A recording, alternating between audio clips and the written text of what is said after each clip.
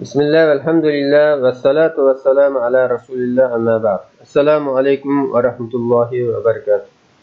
Muhterem kardeşler, biz kitabımızı okup zakat bölümününki zakat verişinin ailenin haracetlerini təminləşinin fazileti, bularını teşvik qilish ve bularga münasebet meseleler doğrusunda gelgen okuşunu davamlaştırırız. Bismillahirrahmanirrahim. 2768. hadis. Said ibn Yasar Abu Hurayra radhiyallahu anhudan Peygamber sallallahu aleyhi ve sellem'nin bundaq deganligini rivoyat qildi. Kimki halal meldan zakat bersa, Allah faqat halal maldan berilgan zakatni qabul qiladi. Allah uni o'ng qo'liga oladi. Gerçi u bir xormachalik narsa bo'lsa-mu, Alloh taolaning qo'lida xuddi sizlar tay yoki bo'tqinlarni bo'dab cho'ng qilgandek cho'ngib, tog'dek bo'lib ketadi. Muslim 1014-hadis.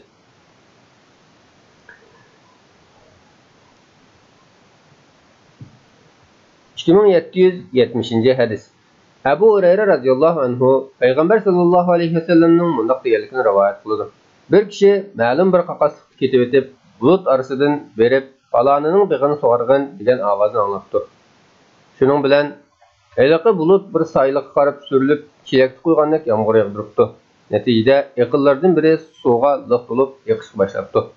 Eliq kishimi suvni bo'ylab minibdi va bir kishining ketman bilan eliqi suvni boqqa boshlashni ko'rib, "Ey Allohning bandasi, isming nima?" deb so'rabdi. Bog'van "Ismim falonchi" deb bulutdan anglangan ismning o'zini aytib beribdi va "Ey Allohning bandasi, ajab mening ismimni so'rab qolding-ku" deb so'rabdi. U kishi "Bu yomg'irni yog'dirgan bulut orasidan berib falonchining big'ini sug'argan" degan ovozni anglagan edim. "U palani sen ekansan, aytqina, sen bu bog'da nima ishlarni qilasan?" deb so'rabdi. Bog'van "Buni so'rab qolding, shunga deb beray. Men bu bog'dan chiqqan mahsulotning 3dan birini sadaqa qilib o'taman, 3dan birini olam xarajat qilaman, qolgan 3dan birini yana mush boqqa ishiltaman" deb javob beribdi. Muslim 2984-hadis. 2771. hadis. Abu Hurayra radhiyallahu anhudan bundaq rivoyat qildi.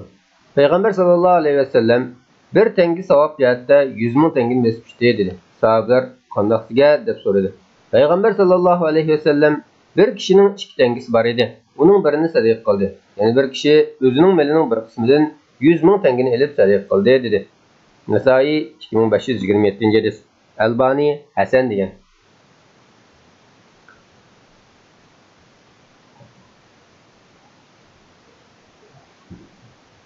2774. hadis. Abu Said Hudri radhiyallahu anhu mundaq deydi.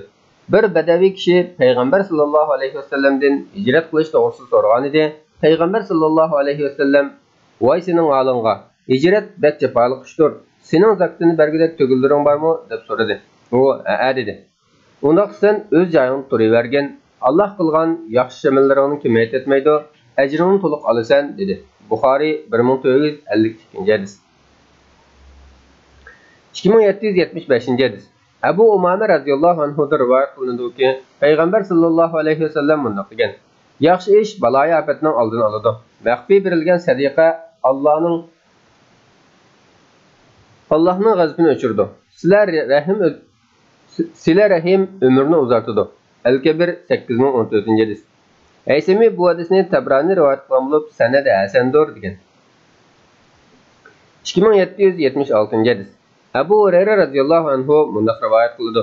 Peygamber sallallahu aleyhi ve sellem sadaqa Allohning g'azabini o'chirdi va yomon o'limdan saqlaydi dedi. Razin rivoyat qilgan. 2777. hadis. Abu Hurayra radhiyallahu anhu da rivoyat qilinadiki, Peygamber sallallahu aleyhi ve sellem bundaq degan: "Her kuni sa'rda 2 farishta zamonga tushib, biri "Ey Alloh, sadaqa berguchiga uning berganidan texam yaxshisini ato qilgin" desa, yana biri "Ey Alloh, sadaqa bermay melini chiqimdib olganlar qisiqlarning melini halok qilgan" deydi. Buxoriy 1442. hadis. 2778. hadis. Sa'sa ibn Muaviya mundaq deydi. "Men Abu Zar radhiyallahu anhu bilan uchrashib qolib, uningga "Menga hadis so'zlab bergin" dedim. U mundaq dedi. Peygamber sallallahu aleyhi ve sellem her qandaq musulmon bir banda ilkidagi maldan bir jupni Alloh yo'lida sadaqa qilsa, jannatning qarovillari uni qarshi oladi va har biri o'zlari saqlayotgan darvozadan kirishga chaqirish boshlaydi degan edi. Men bu bir jup sadaqa qandaq bo'ladi deb so'rasam, u "Agar ilkidagi mallar tugi bo'lsa, uning ikkini, kala bo'lsa, uning ikkini berishni ko'rsatadi" dedi. Nesai 3185 hadis. Albani sahih degan. 2779 hadis. Abu Hurayra radhiyallohu anhu rivoyat qilinadiki, Payg'ambar sallallohu alayhi vasallam mundaq degan: Bir tillani Allah yo'lida xarjlading, bir tillani qul azod qilish uchun sarf qilding, bir tillani yo'qsullarga sadaqa qilib berding, bir tillani olimga xarajat qilding. Bularning savobiga kelsak, olimga xarjlagan bir tillaning savobi hammadan ustundir. Muslim 995 hadis. 2780 hadis. Savban radhiyallohu anhu rivoyat qilinadiki, Payg'ambar sallallohu alayhi vasallam mundaq degan: İnsanning o'z oilasiga xarjlagan pulining savobi eng yuqori bo'lib, undan qolsa Allah yo'lida mingan eti xarjligini, undan qolsa Allah yo'lidagi do'stlari xarjliganidir. Muslim 994 hadis. 2781 hadis. Abu Mas'ud Ansari radhiyallohu anhu rivoyat qilinadiki, Payg'ambar sallallohu alayhi vasallam mundaq degan: Agar bir musulmon Allohdan savob umid qilgan holda oila va bola chaqasiga xarajat qilib bergan bo'lsa, qilgan xarajati u kishining sadiqasi bo'ladi. Buxoriy 5351 hadis.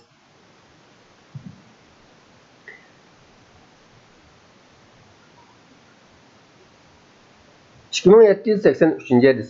Miqdam ibn Ma'dikarib radhiyallohu anhudan rivoyat qilinadiki, Payg'ambar sallallohu alayhi vasallam mundaq degan: O'zingga, ayolingga va bolalaringga yegizganlaringning hammasi, hatto xizmatchilaringga yegizganlaringmi sen uchun sadiqadir. Ahmad 16727 hadis. Haysami bu hadisni Imom Ahmad rivoyat qilgan bo'lib, raviylari ishonchlidir degan. 2784 hadis.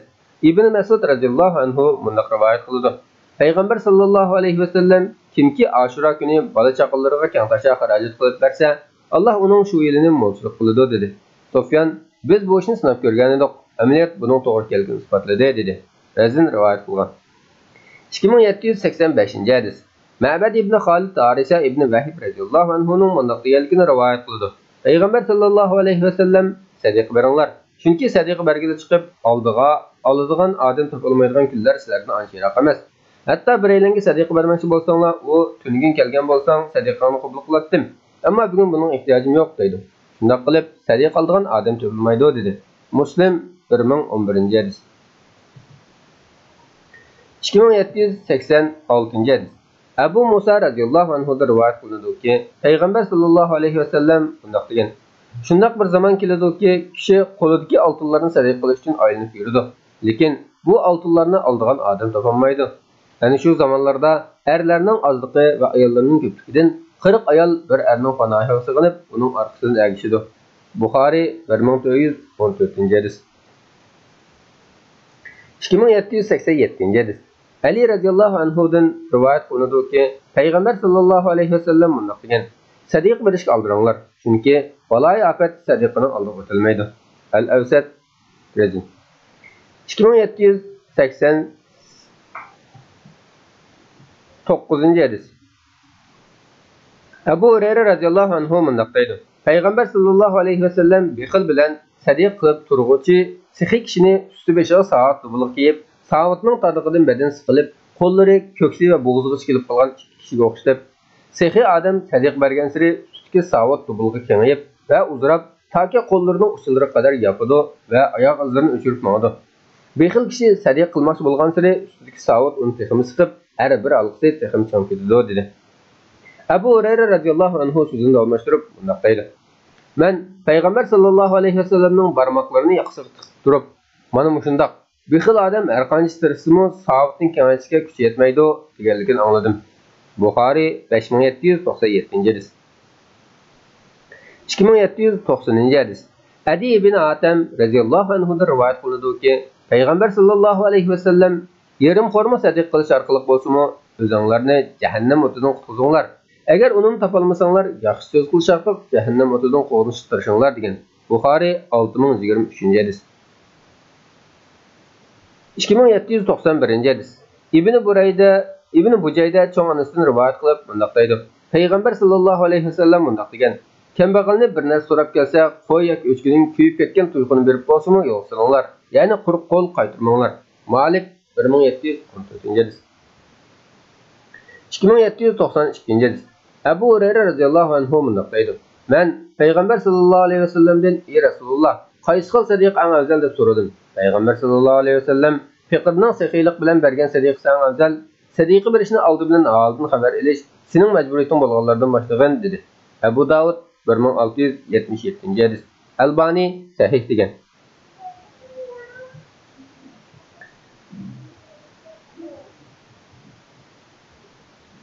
(2795-hadis). Avf ibn Malik radhiyallohu anhu mundaq deydi. Payg'ambar sallallohu alayhi vasallam qo'lida asa tutgan holda chiqib keldi. Bir kishi tarafidan masjidga esib qo'yilgan turib tarkibi qismi buzilgan bir sap formini ko'rib, buni sadiq qilgan kishi xolisa, buningdan yaxshiroqlarni sadiq qila oladi. Bu odamni qiyomat kuni shunday formaydi deb aybladi. Nasoiy 2479-hadis. Albani hasan degan. 2797-hadis. Aisha radhiyallohu anha mundaq deydi. Payg'ambar sallallohu alayhi vasallamga bir kela hadiya qilingan edi, u yemidi. Men "Ey Rasululloh, uni kambag'allar tamoq qilib beraylikmi?" deb so'ragan edim.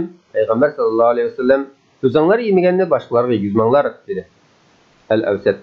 Aysami bu hadisni Tabrani rivoyat qilgan bo'lib, raviylar ishonchlidir degan. 2798-hadis. Abu Hurayra radhiyallohu anhu rivoyat qilinadiki, Payg'ambar sallallohu alayhi vasallam mundaq degan: "Sadiqa qilish bilan mol kemib ketmaydi. Alloh kechirimchan bandining hurmatini oshirdi va Allohning roziligini tilab kamtarlik qilgan bandasining martabasini texmi ko'tardi." 2588-hadis. 2799-hadis. Munzir ibn Jarir dadisining mundaq deganligini rivoyat qiladi.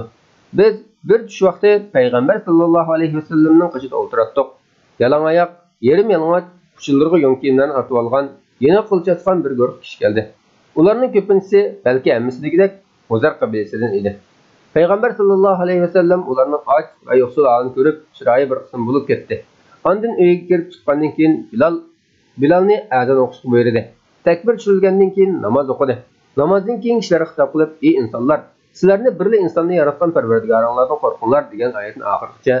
Ondan "Ey mu'minlar, Allohdan qo'rqinglar. Har odam ati, ya'ni qiyomat kuni uchun yaxshi amallardan nimalarni tayyorlaganligiga qarasin. Allohdan qo'rqinglar. Allah haqiqatan qilayotgan ishinglardan to'liq xabardordir" degan oyatni o'qidi. Ondan so'zini almashtirib, "Har kishi tillolardan, tangillardan, kiyim-kechaklardan, bug'doy va xo'minlardan birer sa'dan bo'lsa-mu sariq qilsin, hatto yarim xo'rin bo'lsin bersin" dedi. Ansarlardan bir odam xilil ig'ir bir xalqni aran ko'tarib kelib sadiq qildi. Shuning bilan kishilar bir-birlab sadiqalarni aklashga boshladi. Qarasam, elib kelingan yemak-ichmak va kiyim-kechaklar ikki döv bo'lib ketibdi. Payg'ambar sallallohu alayhi vasallamning yuzining xushalliqdan oltindek porqab ketganligini ko'rdim. Shundan keyin Payg'ambar sallallohu alayhi vasallam mundaq dedi: "Kimki islomda biror yaxshi ishni yo'lga qo'ysa, uningga shu ishning ajri va uningdan keyin shu ishni qanchalik odam qilsa, uningga shunchalik ajr bo'lib turadi. Bu ularning ajrlaridan hech narsani kamaytirib etmaydi. Kimki islomda biror yomon ishni boshlab bersa, uningga shu ishning gunohi va uningdan keyin shu ishni qanchalik odam qilsa, uningga shunchalik gunoh bo'lib turadi. Bu ularning gunohidan hech narsani kamaytirib etmaydi." Muslim 1017-hadis. 2800-hadis. Abu Hurayra radhiyallohu anhu rivoyat qilinadiki, Payg'ambar sallallohu alayhi vasallam mundaq degan: "Bir kishi bu kecha men cho'qim sadiq qilaman deb chiqdi va sadiqasini bilmasdan bir o'g'riga berdi. Ertasi kishilar bu odam sadiqasini o'g'riga beribdi deydi. Bu kishi: "Ey Alloh, o'g'riga sadiq berganligim uchun sana hamd sano aytaman" dedi. Ondan bu kecha cho'qim sadiq qilaman deb chiqdi va zina qiladigan bir ayolga bilmasdan sadiq berdi. Ertasi kishilar bu odam zina qiladigan bir ayolga sadiq beribdi deydi. Bu kishi: "Ey Alloh, zina qiladigan ayolga sadiq berganligim uchun sana hamd sano aytaman" dedi. Ondan bu kishi cho'qim sadiq qilaman deb sadiqasini ko'tarib chiqib bilmasdan bir boy kishiga berdi. Ertasi kishilar bu odam bir boyga sadiq beribdi deydi. Bu kishi: "Ey Alloh, o'g'riga, zina qiladigan ayolga va boy kishiga sadiq berganligim uchun sana hamd sano aytaman" dedi. Keyin u kishiga tushidi mundaq deyildi: "Balkim o'g'riga bergan sadiqang uni o'g'irlikdan voz kechirishi mumkin. Zina qiladigan ayolga bergan sadiqang uni buningdan keyin zinadan yiroqlashtirishi mumkin. Boymi sening bergan sadiqangdan ibrat olib, Allohning o'ziga bergan ne'matlardan kambag'allarga sadiq qilishi mumkin." Buxoriy 1921-hadis. 2801-hadis. Hakim ibn Hizam radhiyallohu anhu rivoyat qilindiki, Payg'ambar sallallohu alayhi vasallam mundaq degan: "Ustidagi bergich qo'l, ostidagi olg'ish qo'lda yaxshidir. Sadiqa berishni oldi bilan holidan xabar olish sening majburiyating bo'lganlardan boshlagan. Sadiqaning eng yaxshisi ehtiyojdan oshganda berilganidir. Kimki tilamchilik va yomon ishlardan saqlanishni orzu qilsa, Alloh u kishini undoq ishlardan saqlaydi. Kimki insonlarning yordamiga muhtoj bo'lmaslikni orzu qilsa, Alloh u kishini hech kimga muhtoj qilmaydi. Buxoriy 1428-hadis. 2802-hadis. İbn Ömer radhiyallohu anhuma mundaq deydi. Payg'ambar sallallohu alayhi vasallam munbarda turib, sadiqa, tilamchilik va yomon ishlardan saqlanish va tilamchilik qilish haqida so'z qildi va ustidagi qo'l ostidagi qo'ldan yaxshidir. Chunki ustidagi qo'l bergichi, ostidagi qo'l tilgich qo'ldir dedi. Buxoriy 1429-hadis. 2803-hadis. Yana bir rivoyatda kelishicha, Payg'ambar sallallohu alayhi vasallam ustidagi qo'l iffatlik, ya'ni tilmaydigan qo'ldir degan. 2804-hadis. Tariq Muharibi radhiyallohu anhu bunday rivoyat qiladi. Biz Madinaga yetib kelganimizda Payg'ambar sallallohu alayhi vasallam munbarda jamoat so'zlab, sadiq bergich qo'l ustungi qo'ldir. Sadiq berishni oldi bilan oldin xabar olish sening majburiyating bo'lganlardan boshlagan. Ya'ni ota-onang, qiz-o'g'il qarindoshlaring, ondan tuqqanlik darajasi bo'yicha eng yaqin bo'lganlarga berishdan boshla. Nasoiy 2532-hadis. Albani sahih degan.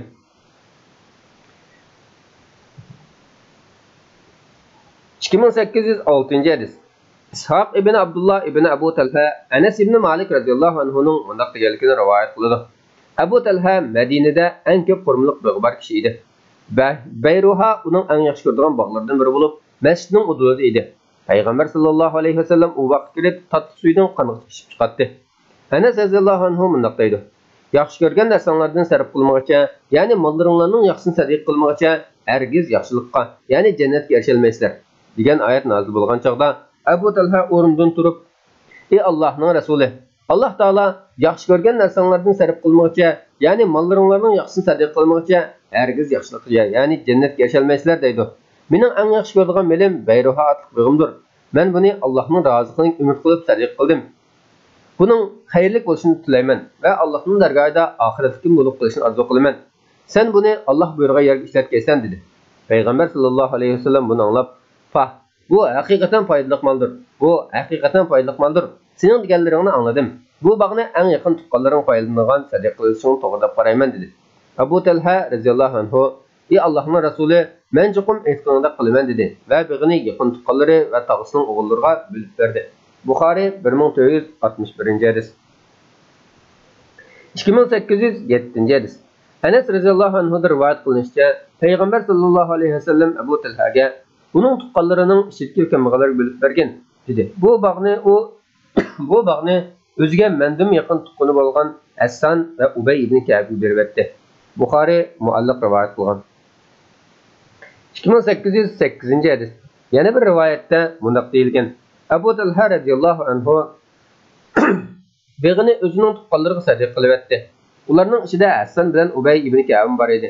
Hassan o'zining aslini Muaviyaga sotdi. Kishilar Talhaning sadiqini sotamsan deyishganda u bir sa xurmini bir sa tanga sotmamdim. Ya'ni buningda durust bo'lmaylik nim bor dedi. Bu bog' Muaviya soldirgan, ya'ni Hudayla sarining o'rni dedi. Buxoriy muallaq rivoyat qilgan. 2809-hadis.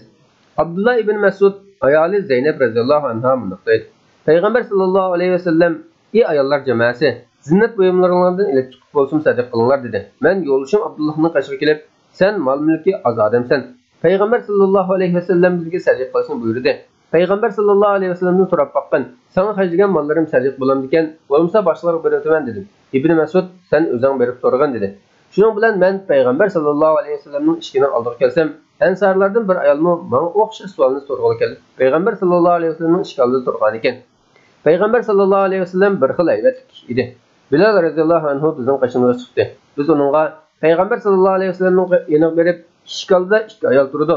Ular sendan o'zlarining aylariga va ularning uylariga yetimlarga qaytagan malining sadiqa hisoblanadigan yoki hisoblanmaydiganligini so'rab boqmoqchi ekan degan, ammo bizning kimligimizni demagan dedi. Bilal radhiyallohu anhu Payg'ambar sallallohu alayhi vasallamning yeniq kelib, bizning so'zimizni aytgan ekan, Payg'ambar sallallohu alayhi vasallam ular kimlarkan deb so'rabdi. Bilal radhiyallohu anhu Zeynep bilan ansarlardan bir ayol degan ekan, Payg'ambar sallallohu alayhi vasallam qaysi Zeynep deb so'rabdi. Bilal radhiyallohu anhu Abdullahning ayoli degan ekan, Payg'ambar sallallohu alayhi vasallam ularga ikki ajr bo'ldi. Biri tuqqanga sizlar rahim qilganning, yana birisi sadiq qilganning deb javob beribdi. Muslim 1000 hadis. 2810 hadis. Ma'ni ibn Yazid radhiyallohu anhu mundaq deydi: "Men dadam va buvim bilan birga Payg'ambar sallallohu alayhi vasallamga bayat qilgan. Payg'ambar sallallohu alayhi vasallam meni o'ylab qo'ygan. Bir qatim dadam bilan ikkimizning orasidagi bir masalani hal qilib qo'ygan. Dadam bir necha oltinni sadiq qilish uchun masjidda bir odamning yanına qo'yib qo'ygan ekan. Men berib uni dadamning qo'yib qo'yganligini bilmasdilla, u oltinlarni elib keldim. Dadam mening o oltinlarni elib kelganligimni ko'rib, Alloh taolaning nomi bilan qasam qilamanki, men o oltinlarni seni olsin deb qo'yib qo'ymagandim dedi. Shuning bilan ikkimiz talashib, Payg'ambar sallallohu alayhi vasallamning oldiga berib, bo'lgan ahvolni bayon qildik. Payg'ambar sallallohu alayhi vasallam: "Ey Yazid, sana niyetinga yarasha ajr beriladi. Demeyin, sen algan oltinlar sana tava bo'ladi" dedi. Buxoriy 1422 hadis. 2811 hadis. Aisha radhiyallohu anhadan rivoyat qilinadiki, Payg'ambar sallallohu alayhi vasallam bunday degan: "Agar ayol kishi uydagi taomni isrof qilmasdan sadiq qilgan bo'lsa, shu qilgan sadiq uchun u ayolga, shu tomoqni tepib kelganlik uchun u ayolning eriga va u ochliqni saqlaganlik uchun u ambarchiq topiladi. Biri tufaylidan yana birining ajri kemib qolmaydi." Buxoriy 1425 hadis. 2812 hadis. Asma radhiyallohu anha mundaq deydi: "Men Payg'ambar sallallohu alayhi vasallamga: "Ey Allohning payg'ambari, mening Zubayr radhiyallohu anhu menga akirib bergandan boshqa menim yo'q. Men shuningdan sadiq qilamdiman" deb so'rasam, Payg'ambar sallallohu alayhi vasallam: "Bexillik qilmasdan sadiq qilgin. Shunda qilsang, Allohim senga bexillik qilmaydi" dedi. Buxoriy 2590 hadis. 2813 hadis. Hammam Abu Hurayra radhiyallohu anhudan Payg'ambar sallallohu alayhi vasallamning mundaq deganligini rivoyat qiladi: "Agar ayol kishi erining malidan uning buyruqsiz sadiq qilsa, eriga sadiq qilingan malning yerim savob bo'ladi." Buxoriy 2066 hadis. 2814 hadis. Abu Umama Bahili radhiyallohu anhu mundaq deydi: "Payg'ambar sallallohu alayhi vasallam vidolashish xutbasida ayol kishi erining uyidan erining ruxsatisiz bir narsa sadiq qilsa bo'lmaydi" dedi. Buningdan taommi shundaqmi deb so'ralgan edi. "Taom bolalarimizning afzaldir" deb javob berdi. Tirmiziy 670 hadis. Albani Hasan degan. 2815 hadis. Amr ibn Shuayb dadasi orqali bo'lsidan Payg'ambar sallallohu alayhi vasallamning Makkani fath qilgan yil xutbasida ayol kishining erining ijozasiz sadaqa berishi joiz bo'lmaydi deganligini rivoyat qilgan. Nasoiy 3757 hadis. Albani Hasan va sahih degan. 2816 hadis. Amr ibn Shuayb radhiyallohu anhu dadasi orqali bo'lsidan Payg'ambar sallallohu alayhi vasallamning bunday deganligini rivoyat qiladi: "Er kishining amridagi ayolning o'zining menini o'z maylisida sarf qilishi joiz emas." Abu Davud 3546 hadis. Albani Hasan va sahih degan. 2817 hadis. Abi Laham radhiyallohu anhuning azodgarisi Umar mundaq deydi: "Umayr mundaq deydi: Xo'jayinimning buyrug'i bilan bir parcha go'shtni tilib, tozlab, oftob quritish tayyorlab bir miskin keldi. Uning go'shtini azroq bergan edim, xo'jayinim bilib qilib meni urdi.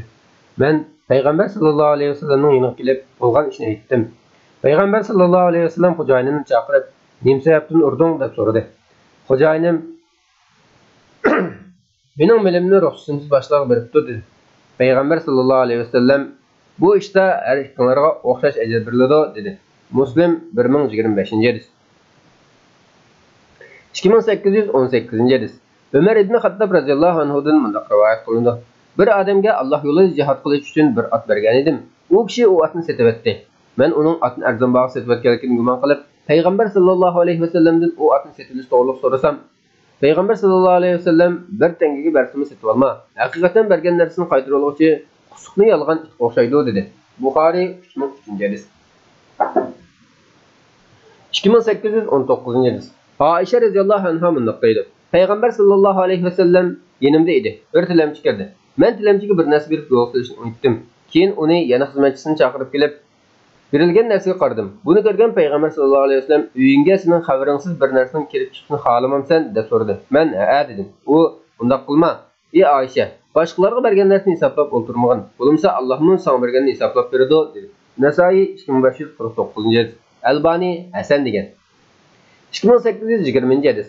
Aisha radhiyallohu anhadan mundaq rivoyat qilindi: Bir odam Payg'ambar sallallohu alayhi vasallamga: "Ey Rasululloh, mening onam tuyuqsiz qazo qilib ketdi. Agar uningga o'lishdan burun so'zligidek fursat bo'lgan bo'lsa, cho'qim sadiq qilgan bo'ladi. Men onun namı sadiq qilsam, savabının yetemdi degan edi. Payg'ambar sallallohu alayhi vasallam ha yetidi dedi. Buxoriy 1388-hadis.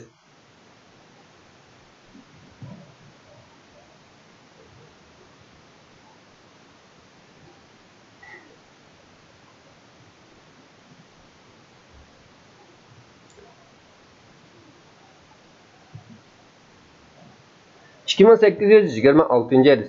Ayşe radhiyallohu anha mundaq deydi. Biz bir qo'y so'ygan edik. Payg'ambar sallallohu alayhi vasallam mendan u qo'yning go'shidan nima qoldi deb so'radi. Men bir qo'ldan boshqa yer qolmadi. Ya'ni bir qo'lidan boshqa amirini sadiq qilib desam, demakki bir qo'ldan boshqa amir qilib qopti dedi. Tirmizi 2470-hadis. Albani sahih degan. 2827-hadis. Abu Zar radhiyallohu anhu mundaq deydi. Bir qism sahabeler Peygamber sallallahu aleyhi ve sellem'ge "Ey Allah'ın peygamberi, baylar bizga o'xshash namoz o'qiydi. Bizga o'xshash ro'za tutdi. Ammo ular mollarining ortiqini sadiq qilib, ko'z so'qib qarishib ketdi" degan edi. Payg'ambar sallallohu alayhi ve sellem "Alloh sizlarga sadiq qilgan narsa bermadimi? Allohga aytgan har qanday tasbih, takbir, tahmid, Alloh hamd aytish va tahlil, la ilaha illalloh deyishning hammasi sadiq bo'ladi. Yaxshi ishni buyurib, yomon ishni to'sishmi sadiq bo'ladi. Biringlarning ayoliga yaqinchilik qilishmi sadiq bo'ladi" dedi. Ular "Ey Allohning payg'ambari, o'zining shahidini qandirsimi ajr bo'lamdi" deb so'ragan edi. Payg'ambar sallallohu alayhi vasallam "Agar shahidini haromdan qandirsa, uningga gunoh bo'lganligini bilmaysizlar. Shuningga o'xshash shahidini haloldan qandirsa, uning ajri bo'ladi" dedi. Muslim 1006-hadis. 2828-hadis. Abu Hurayra radhiyallohu anhudan rivoyat qilindiki, Payg'ambar sallallohu alayhi vasallam bunday degan: "Allohning soyasidan boshqa hech qanday soya yo'q kunda, ya'ni qiyomat kunida Alloh 7 turli kishining o'zining soyasi soyatidir. Ular adil imam, yani adil yetekçi, Allah'ın ibadet özge yigit, əsyadi məsih bağlanğan kişi, Allah üçün dost bulup, Allah razılıq üçün bir ara keldiğen, ayrılsımı Allah razılıq üçün ayrıldığan kişiler, İstilzade ve çiraylıq ayal özü bilen zina qilishga chaqirsa, men Allah'tan qorquman deb uning taklifini rad qilgan kişi, o'ng qo'li qilgan sadiqani so'l qo'li bilmagidek darajada maxfiy sadiq qilgan kişi va xoli joyda Allohni eslab yosh to'kkan kishilardan iborat. Buxoriy 1423-hadis.